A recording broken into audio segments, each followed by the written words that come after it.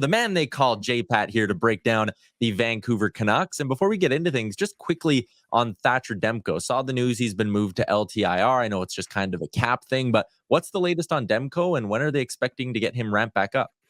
Yeah, he's been under a cone of silence out here in Vancouver, essentially, since he went down in that game against the Winnipeg Jets at the start of this 9-game homestand. Saw him briefly at the bench in sweats during a practice last week. That's my only visual of him. So I don't think he's been on skates. He's a couple of weeks into his recovery, believed to be a knee injury, but the team's not saying much. Yeah, putting him on LTIR yesterday was paperwork just to allow them to gain some cap space to bring up players from their minor league team in Abbotsford.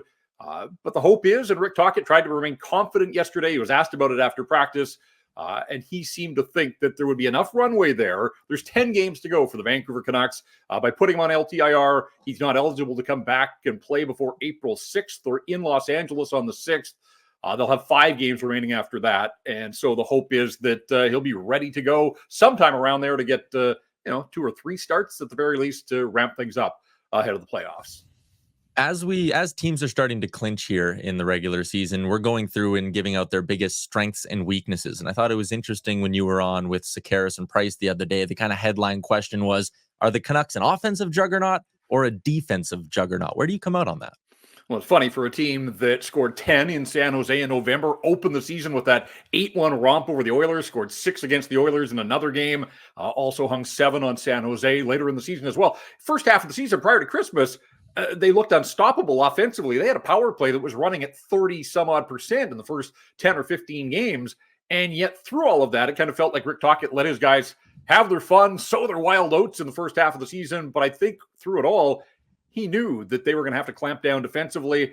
And when they gave up 10 themselves in that crazy afternoon game in Minnesota and lost 10-7, a game that they had a 5-2 lead in mid-February, that one really seemed to hit home with the Canucks, that if they were serious about, holding off these other challengers for the Pacific Division, taking a run at the Western Conference, they were going to have to be better defensively. You don't need 6 and 8 and 10 very often come playoff time. And so it has been wild to sort of see this in-season transformation. They don't score nearly as much, even though they've got JT Miller with 91 points and Quinn Hughes with 81 points. But they have cracked down. And in this month of March, they haven't given up more than 3 goals in regulation in any of the games that they've played. Colorado beat them 4-3 on a power play in overtime a couple of weeks ago. But otherwise, it feels like defensive structure is the DNA of this hockey club. And so not to the point of the LA Kings who came in here and stifled them the other night, but the Canucks have been really good defensively. Their penalty kill has been incredible here in the month of March. Only Colorado has scored against them on the power play, and one of those was 5-on-3 and one was 4-on-3. So they haven't given up a conventional power play goal against in the entire month here, and that's without Thatcher Demko. I mean, that's with the backup, Casey DeSmith, in there and holding his own. So, I think the other thing that people don't recognize or realize is since the All-Star break, guys, the Canucks are 25th in the NHL in goals scored. That's exactly what I was just going to ask you. I'm looking at those numbers, and they're actually identical.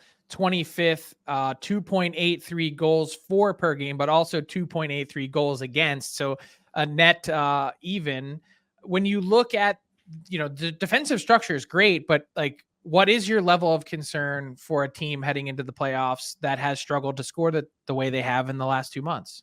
Yeah, well, all of a sudden, and it is kind of funny, Frank, that this is the topic here in Vancouver, is this team that has, 5 guys of their own, and then they added Lindholm, and he went to the All-Star game, so you had 6 guys at the All-Star game, and that was recognition for what they had done earlier in the season, but now there's this idea of, well, maybe the downfall of this team is going to be its offense when push comes to shove against other good teams, and they've got Dallas in here tonight. Really looking forward to that matchup. One team has 99 points. The other has 98. So somebody's clinching a playoff spot with a win. They could both get to 100 points if this game goes to overtime. But look, the other night against the Kings, they were down 3-1 in the third period. They had 1 shot in the first 15 minutes of the third period, and that set some alarm bells off here. They did get one late with the goalie pulled and lost 3-2. But right now, this is a team that has, and we've said this for a while, that even before the addition of Elias Lindholm, that they were a winger short. Now they went out, they made their move. Lindholm battling an undisclosed injury, believed to be a wrist, probably won't play again tonight, missed the game the other night against Los Angeles. and they had Phil DiGiuseppe with 5 goals playing alongside JT Miller and Brock Besser in the top 6. And in fact, Miller's your leading scorer. So you could say that that's their top line. And you've got a guy with 5 goals this late in the season riding shotgun. Now, Phil DiGiuseppe's got a role, and it's not necessarily to score, but you're playing a Dallas team tonight that has 720 goal scorers. Like, they're as deep, and they spread their offense around as much as anybody in the National Hockey League.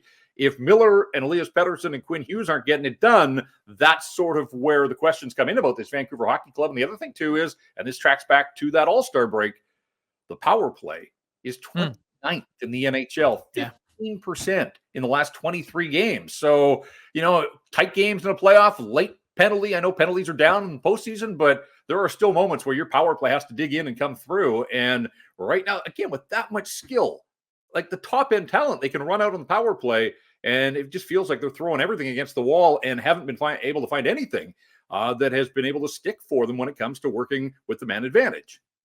I know you mentioned Lindholm, and he is obviously trying to work through this injury that he has, whatever it is, wrist or whatever. What are your thoughts on the idea to take the time now to get rest? They said kind of maintenance, it almost kind of left the door open. Does that mean kind of like healthy scratch-ish? Like, what is that? And, in terms of getting everyone set in time for the postseason with Demko and Lindholm, is there one that you're more concerned about than the other? Yeah, my understanding is that Demko is tracking to be back in time for the playoffs. Now, barring any sort of setback, and that's possible, but there's still 10 games to go. So they do have time on their side. The Lindholm thing, it appears to be a nagging injury that he's missed a couple of practices, missed his first game the other night. So if he doesn't play, there's no healthy scratch here. There may be some maintenance involved in that. Again, I think you have to be prudent. Now, with a guy like Lindholm, there's bigger things at play here. And of course, he's an unrestricted free agent in the offseason. Look, he's a hockey player. He wants to play. But you just wonder if at some point, and again, the Canucks, they don't disclose much when it comes to injuries. So we are left to speculate on a lot of this. It was funny because Lindholm faced the Flames the other night on Saturday for the first time since the trade. Came out after the morning skate to do media, hands in both pockets of his workout, where he wasn't giving up the goods to even let us look at his hand and his wrist to see if there was any sort of indication there. But that is what we believe is the nature of the injury at the very least. But yeah, I'm concerned. The fact that he can't practice and has had to take multiple practices off. You had the graphic up there. Look, he's been disappointing when it comes to his offensive contributions, and it probably does hand in hand, pun intended, with the injury. But he has been able to provide some value to the Canucks. He's been excellent in the faceoff circle. They didn't have a right shot center when they made the trade. So he's come in late in games, protecting leads. The penalty kill that I talked about, he's been a part of that and has been worked right in as one of the top 4 forwards on the penalty kill. So it's impossible to say that he hasn't contributed.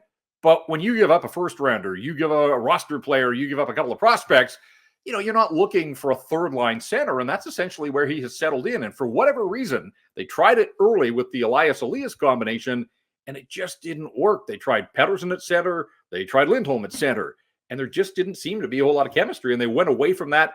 I guess they could come back to that at some point, but health is paramount first and foremost. So if it takes some time here and he's got to miss some action, I would think that's the prudent play for the Vancouver Canucks.